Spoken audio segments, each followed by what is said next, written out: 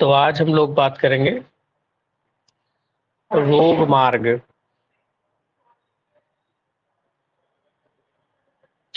रोग मार्ग कितने होते हैं? रोग मार्ग कहने का मतलब है कि रोग जहां जहां जिन मार्गों में होते हैं उन्हें ही रोग मार्ग कहा जाता है।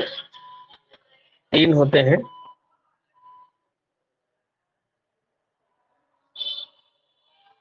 तीन रोग मार्ग में देखा जाए तो पहला बाह्य रोग मार्ग,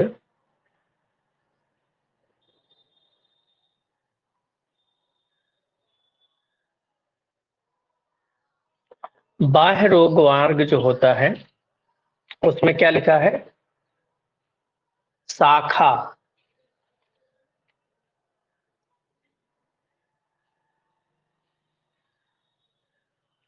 शाखा, रक्त आदि,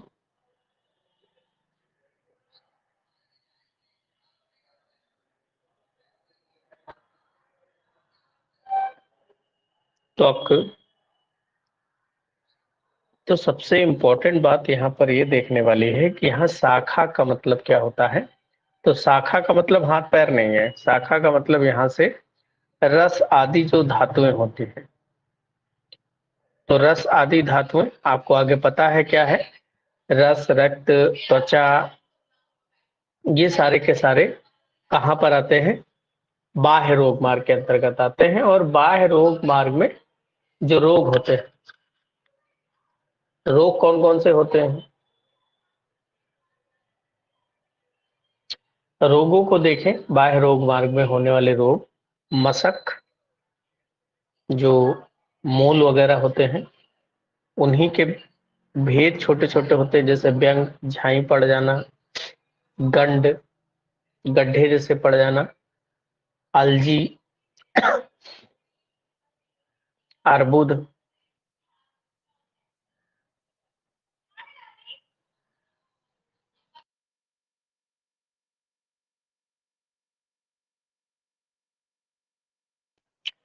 तो ये जो रोग होते हैं, देखो अलजी जो होता है वो नेत्र में होने वाला भी रोग एक होता है, और अलजी जो होता है एक प्रमेय पीड़िका का भेद भी होता है। ये बाह्य रोग मार्ग में होने वाले रोग होते हैं। इसके अलावा अर्श, गुल्म, सोफ, अर्श, गुल्म और सोफ, ये भी जो होते हैं ये बाह्य रोग मार्ग में होने वाले रोग होते हैं। फिर आभ्यंतर रोग मार्ग किसे कहते हैं?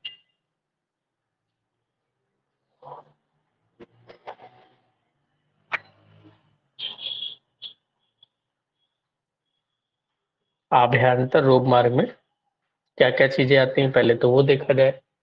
तो आभ्यंतर रोग मार्ग में कोष्ठ, या इसी को कहते हैं महास्रोत, इसी को कहते हैं आमाशय, पक्वाशय, मध्य,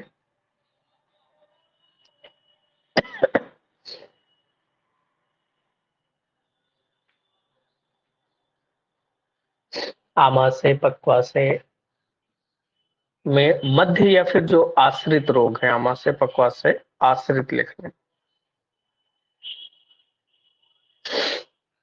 तो जो रोग महास्रोत में, कोष्ठ में या पेट में होने वाले जो रोग हैं उन्हें ये माने कि ये अंतर मार्ग होते हैं, और इसमें होने वाले रोग जैसे वमन, एग्जाम्पल देखे रोगों के, उल्टी होना, अतिसार, काश, श्वास, उदर रोग, काश, श्वास, उदर रोग, ज्वर आदि। तो ये सारे के सारे आभ्यंतर रोग मार्ग होते हैं। आभ्यंतर रोग मार्ग में अर्श, गुल्म, विसर, विद्रदी भी होते हैं। सोफ, अर्श,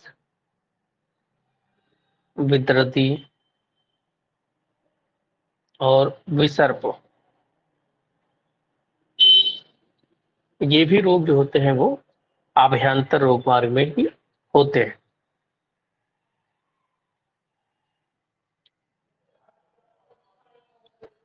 नेक्स्ट, मध्यम रोग मार्ग।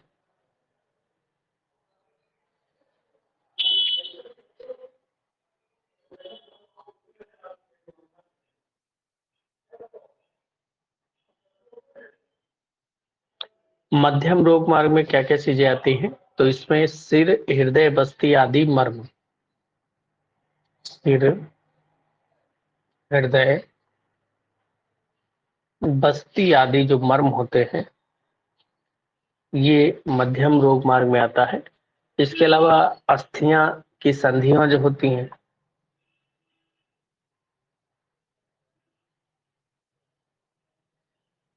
अस्थियों की संधियां, ये भी मध्यम रोग मार्ग में आती हैं। और संधियों से संबंधित,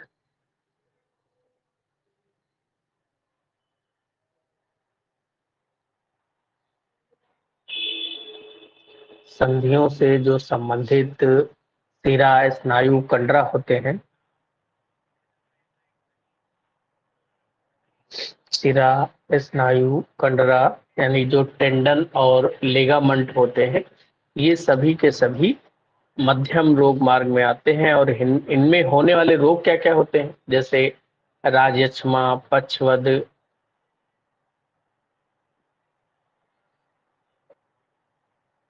राजयक्ष्मा, पक्षवद, अर्दित, सिरोरोग,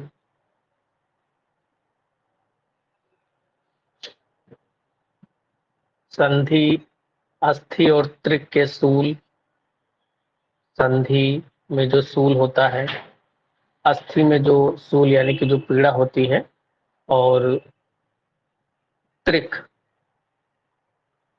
इनके सूल, ये सभी के सभी कहाँ होते हैं? मध्यम रोग मार्ग में।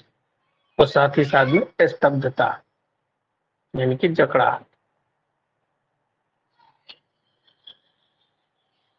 नेक्स्ट, त्रिदोष के कर्म की बात करें, अलग से कर्म लिखे गए हैं तीनों दोषों के।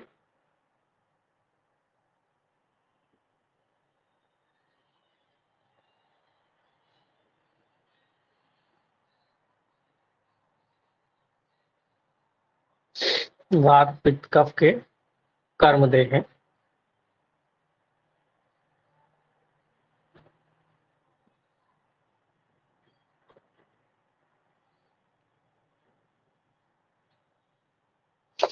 तो इसके कर्म में त्रंस, व्याप्त,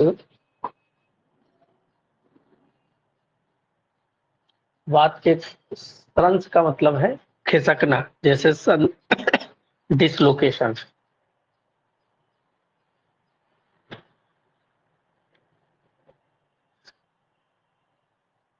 उसके बाद में व्यास,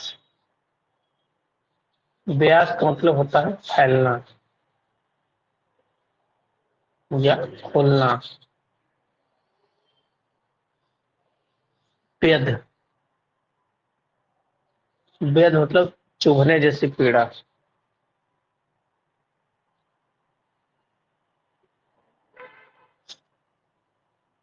स्वाप, स्वाप मतलब अनकॉन्शियस, संज्ञानाश। साध, पीड़ा, साध मतलब शिथिलता।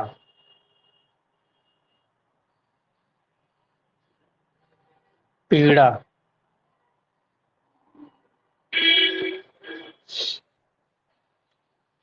उसके बाद में तोद, सुई चुभने जैसी पीड़ा। भेदन होना, भेदन, जिस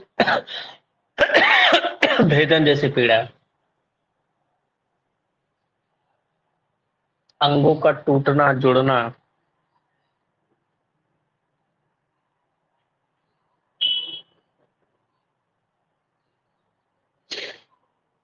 अंगों का टूटना और जुड़ना, ये सब के सब जो है वो वात पे निर्भर करते हैं। टूटना, जुड़ना, सिकुड़ जाना,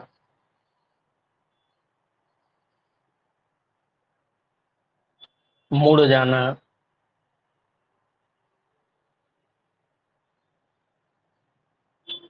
रोमांचता,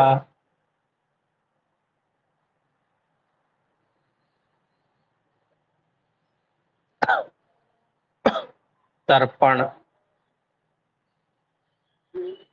कंपन, कर्कशता।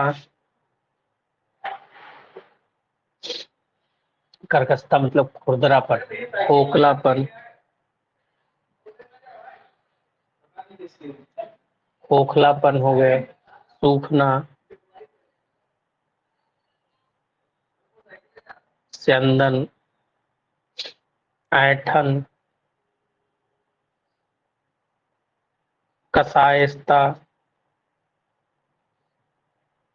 मुख का कसैलापन लगना। स्याव और अरुण वर्ण, ये वात के मुख्य वर्ण होते हैं, स्याव और अरुण वर्ण। तो ये वात के कर्म होते हैं। पित्त के कर्म देखें तो स्वेद, क्लेद, दाह, राग, दाह जलन होना, राग ऊष्मा, उसके अलावा पाचन क्रिया, स्वेद स्राव, क्लेद, पोत मतलब सड़न,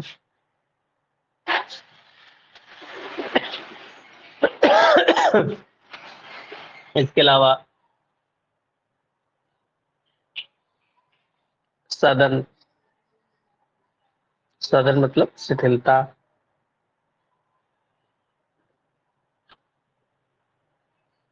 मूर्छा,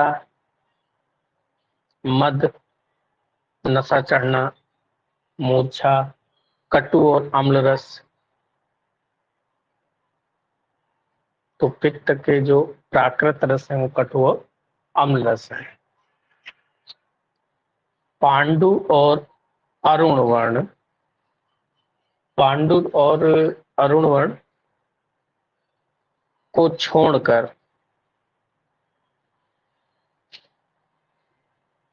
शेष वर्ण जो होता है वो पित्त का होता है। जैसे पीला, नीला, ये सब पित्त के वर्ण होंगे। कफ के अगर देखें, कफ का कार्य स्निग्धता, स्नेह,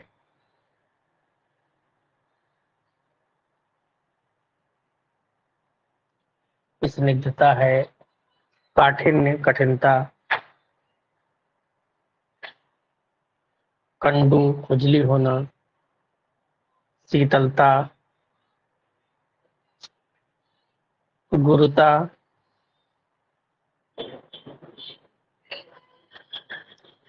स्रोत अवरोध,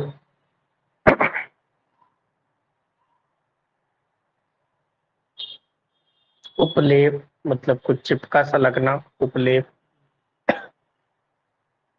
स्तमित, स्तमित मतलब जैसे कोई गीला कपड़ा उठा दिया गया हो, स्तमित। सोफ, पाक का ना होना, सोफ मतलब स्वेलिंग होना लेकिन उसमें पाक का ना होना।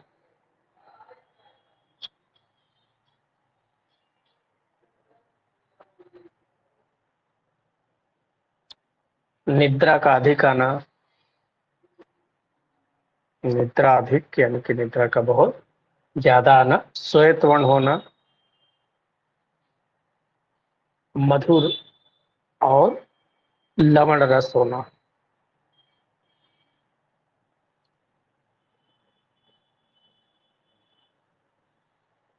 तो ये सारे कार्य जो होते हैं वो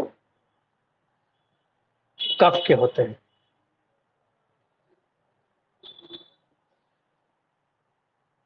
नेक्स्ट अगर बात करें तो रोग के 3 प्रकार फिर से बताए गए हैं।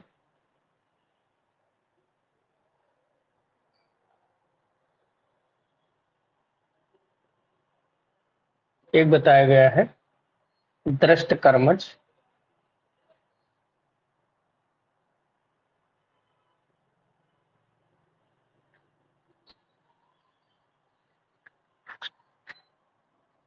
अदृष्ट कर्मज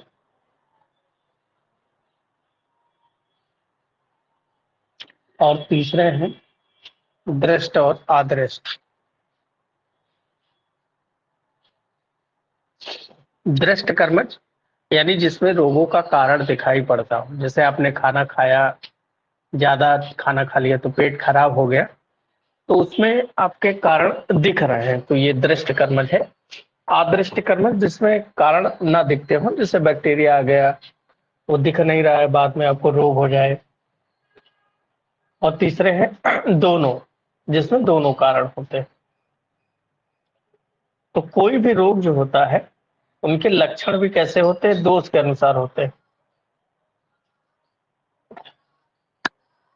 जैसे इसमें देखा जाए कर्मजन्य रोग,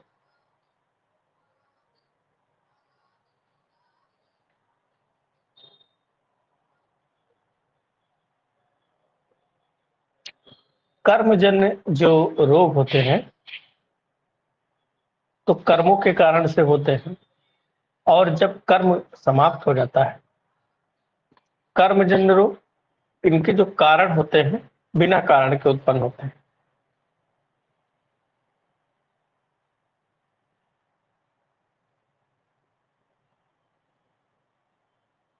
बिना कारण के।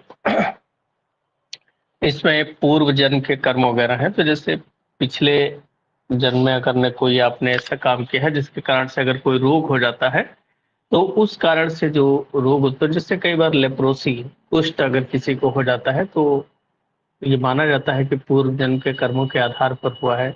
श्वेत श्वेत्र जिसको कहते हैं सफेद दाग, तो ऐसे रोगों का कोई कारण नहीं होता है, लेकिन फिर भी से ये हो जाते हैं। और ये रोग बहुत दवा करने पर भी ठीक नहीं होते, लेकिन कभी कभी देखा जाता है कि ये रोग स्वतः ही ठीक हो जाते हैं।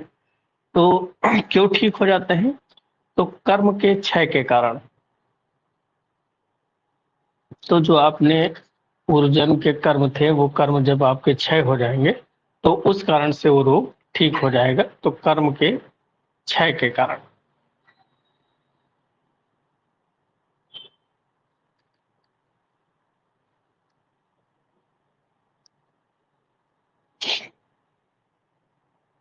दूसरा होता है दोष कर्मज रोग।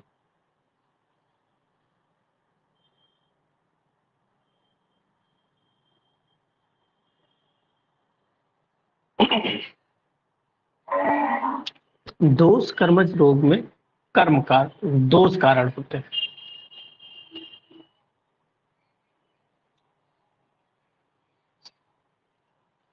तो दोष कर्मज लोग थोड़े से ही कारण में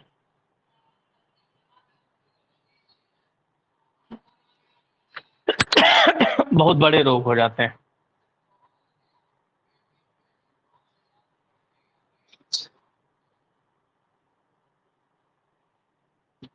इनकी चिकित्सा क्या है, तो दोष के साम्यावस्था में लाने पर ये ठीक हो जाएगी।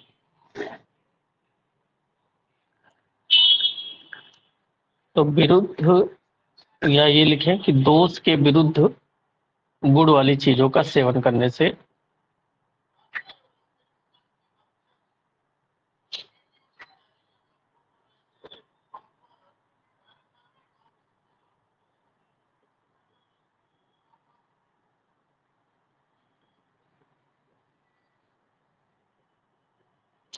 तो दोष के विरुद्ध गुण वाले वस्तुओं का सेवन करने से वो दोष शांत हो जाएंगे और रोग ठीक हो जाएगा। ऐसे ही एक रोग होते हैं स्वतंत्र रोग, और दूसरे होते हैं रोग। स्वतंत्र रोग जो स्वयं उत्पन्न होते हैं, और परतंत्र रोग जो होते हैं जो पहले कोई रोग उत्पन्न होता है उसके बाद में कोई रोग उत्पन्न हो जाए उसके कॉम्प्लिकेशन के कारण से, तो उसे परतंत्र रोग कहा जाता है। नेक्स्ट एक श्लोक देखें, श्लोक नंबर 64। तो बहुत इंपॉर्टेंट श्लोक है। विकार नाम कुशलो ही,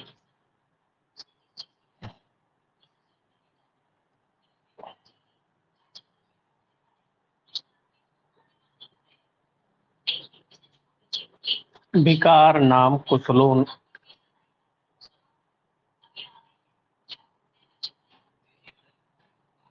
न चिन्हात कदाचन,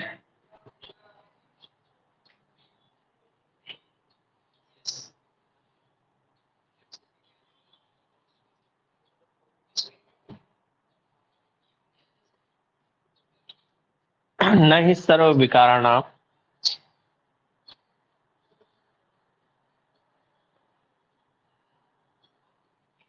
नाम तो अस्ति ध्रुवा स्थिति,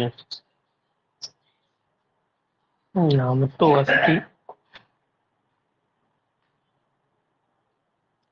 ध्रुवाम स्थिता।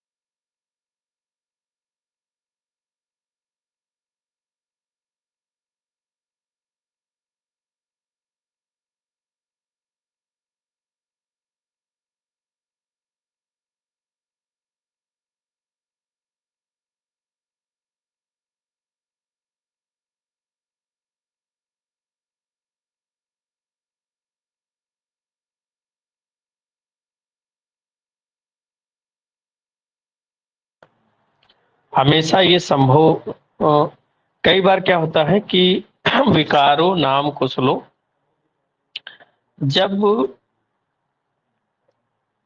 रोग या व्याधि का नामकरण कोई वैद्य करता है तो वो कुशल वैद्य कहलाता है। लेकिन परंतु हमेशा ये संभव नहीं है कि हर एक व्याधि का नामकरण किया जाए कि ये फाइलेरिया है, कि ये मलेरिया है, कि ये टिटनेस है। कई बार लक्षण उसके डायग्नोसिस नहीं हो पाते हैं कि ये कौन सी व्याधि है। तो उस कंडीशन में हम क्या करते हैं, ऐसी कंडीशन में हम उसके साइन और सिम्टम देखकर उसका ट्रीटमेंट करते हैं। तो यही बात अष्टांग हृदय ने वाग्भट ने जी ने भी कहा कि सभी विकारों का नामकरण करना संभव नहीं है, नहीं सर्व विकाराणाम नाम तो अस्ति ध्रुव स्थिति। तो सभी रोगों का नामकरण संभव नहीं है। इसी बात को लेकर आचार्य चरक ने भी ये कहा है कि सभी व्याधियों का नामकरण संभव नहीं है। इसीलिए अगर कोई रोगी आपके पास आ रहा है तो उसकी डायग्नोसिस अगर आप नहीं बना पा रहे हैं तो आपको उसमें शर्म महसूस होने की कोई आवश्यकता नहीं है। आपको करना क्या है कि उस विकार में जो भी चीजें वो अपने वेदना को बताए तो आपको उसके दोष, कौन सा प्रकोप हुआ है, कौन सा दोष प्रकोप नहीं हुआ है, तो दोषों के आधार पर आप उसका दोष निश्चय कर लें। और दोष निश्चय करने के बाद में क्या करें आप, उसके दोषों के अनुसार चिकित्सा करें तो वो उत्तम वैद्य होता है। दोष जब अल्प प्रकोपित है तो अल्प औषधि, ज्यादा प्रकोपित है तो ज्यादा की औषधियों की जरूरत पड़ती है। इसी तरह एक शब्द आता है गुरु व्याधि और एक आता है लघु व्याधि। गुरु और लघु व्याधियां जो होती हैं वो मन के आधार पर, मन के बल के आधार पर ये डिवीजन किया गया है कि वैद्य ना होते हुए कुछ ऐसे लोग होते हैं जो अपने आप को वैद्य समझने लगते हैं और गुरु व्याधि को लघु व्याधि मानकर थोड़ा दोष निश्चय करके पथ्य के विषय में विपरीत निश्चय करके बैठ जाते हैं। और ऐसी स्थिति में मात्रा में थोड़ा या अल्पवीर संशोधन के कारण रोगों को और अधिक बढ़ा देते हैं। लघु व्याधि में क्या होता है, इस शोधन केवल मलों को ही नष्ट नहीं करता अपितु शरीर को भी शुद्ध कर देता है। तो लघु व्याधि क्या है, कम लक्षणों वाली है, और गुरु व्याधि क्या है, ज्यादा लक्षणों वाली होती है।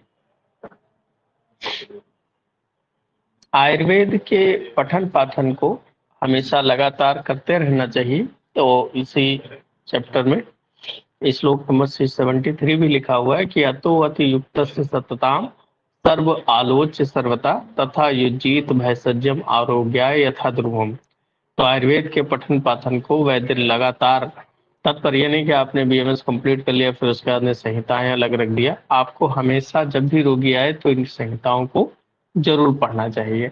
संहिताओं को जितना अधिक पढ़ेंगे उतना ही ज्यादा आपको हर दिन कोई ना कोई नया ज्ञान होता रहता है। दोष के क्षय वृद्धि या दोष विकल्प देखें यहाँ पर। दोषों के क्षय वृद्धि के कारण से दोष विकल्प यहाँ पर 62 होते हैं। 62 में बताया भी गया है कि जैसे एक दोष की वृद्धि, एक दोष की समता, एक दोष की क्षीणता, ये 6 भेद हो जाएंगे। जैसे अगर हम वृद्धि की बात देखें, वृद्धि के 25 भेद हैं और क्षय के 25 हैं, और एक दोष की वृद्धि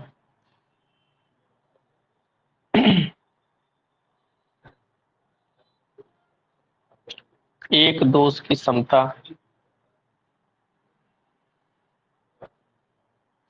फिर एक दोष की क्षीणता। तो ये टोटल जो है 6 भेद होंगे। एक बढ़ेगा, एक समान रहेगा और एक क्षीण रहेगा। ऐसे फिर दूसरा एक बढ़ेगा एक घटेगा। तो इस प्रकार से 3 दोषों में 6 भेद ये हो जाएंगे। 50 ऊपर हो गए, ये दोनों मिलाकर 50, ये टोटल 56 हो गए। और इसी प्रकार से एक दोष का क्षय, 2 दोषों की वृद्धि, इसके कारण से 6 और हो जाएंगे। तो टोटल 62 भेद दोष विकल्प होते हैं। केवल नंबर पूछता है, अंदर नहीं पूछता है कि दोष विकल्प कितने होते हैं। तो 62 होते हैं। और 63वां एक क्या है, स्वस्थ भेद। 62 ही हो गए। 63वां स्वस्थ भेद होता है।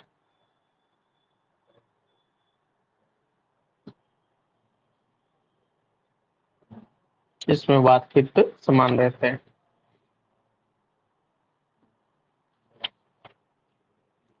तो इस प्रकार देखा जाए तो टोटल 63 दोष विकल्प यहाँ पर हो जाते हैं।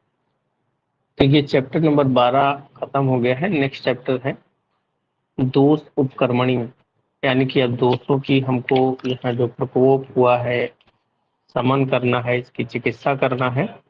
इस चैप्टर के बारे में अब हम लोग नेक्स्ट कल पढ़ेंगे। बस आज इतना।